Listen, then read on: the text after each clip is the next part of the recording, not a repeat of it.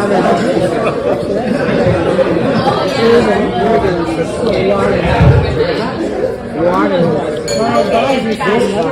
that we have our maids, we're going to hear from the parents of the bride.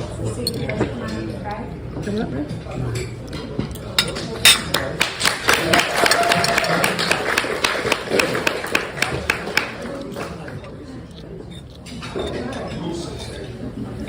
I've been waiting a long time to do this. I'm so short for this money.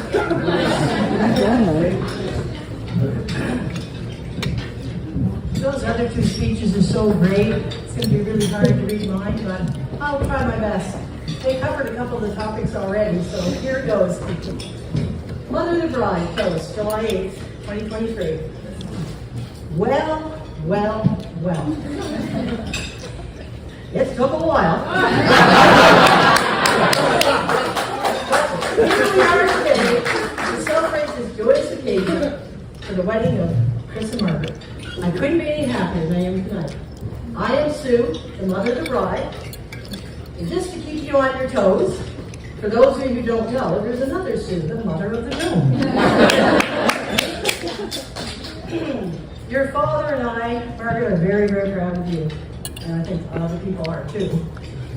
We welcome Chris wholeheartedly to our family. Margaret told me this had to be 4 minutes, so I cut it back a lot. So if you need explanation longer about some of the stories I'm going to say, I was told not to embarrass her, so I'm just giving you the Reader's Digest version. But I don't mind sharing the details later. How time flies, 12 years ago, I remember when Chris and Margaret first started going out, way back in high school.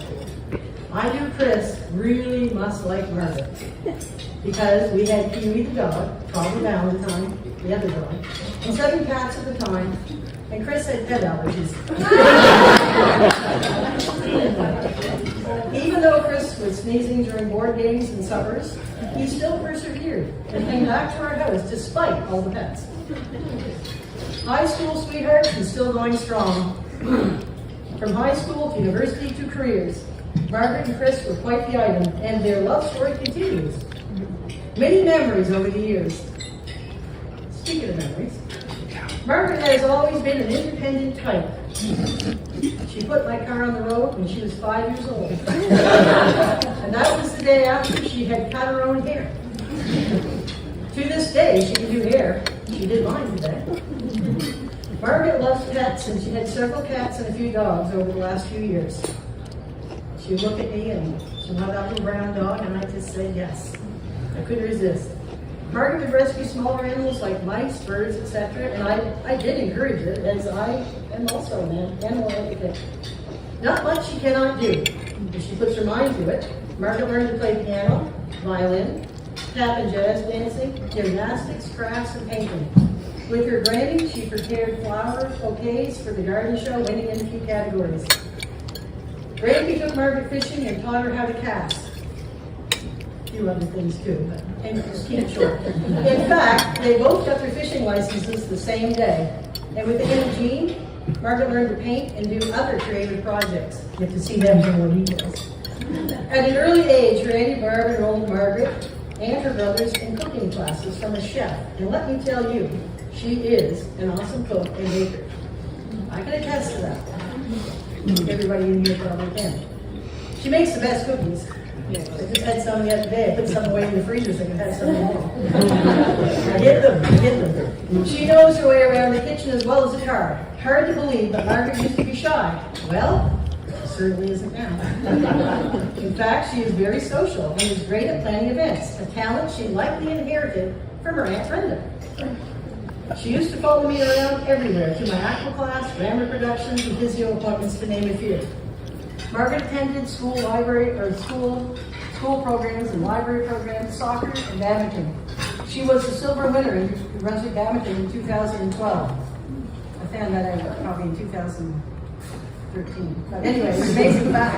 I used to watch the games and I had no idea who was winning. Margaret also went to our church youth group and participated on a mission trip to Guatemala. Being a parent, I sure had to try to keep up with this one. And now a word of advice for Chris. And I know he's got some advice earlier, but I'm speaking from experience. Margaret needs her sleep. She does not like it when someone wakes her up. As waking her up can be a challenge and a safety issue for innocent bystanders. I'm talking from experience. I dreaded telling her and her brothers, Dan and Sam, to get up for school. But somehow I did manage to wake them up and send them off to school, myself included. I dislike getting up, but once I am good to go, and so are they. I'm so pleased that Margaret became a teacher like her parents. Teaching is an honorable career choice, and I could not be happier. I'm so very proud of your stellar achievements, grade A pluses, right across the board. Besides being smart, you will keep your students on task just like you did at Enterprise when you managed your employees so well. We would like to acknowledge Chris's lovely parents, Sue and Burton, and thank them for raising such a loyal, dedicated, wonderful, hardworking young man who loves our daughter deeply. And I think someone mentioned it already, Chris is also handsome too. Margaret is very blessed to have such a great husband.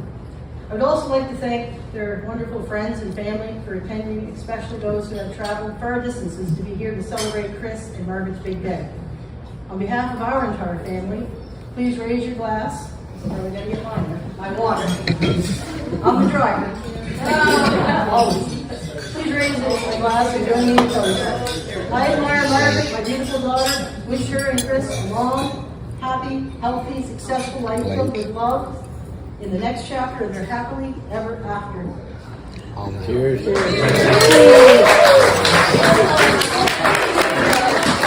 Well done. Well done.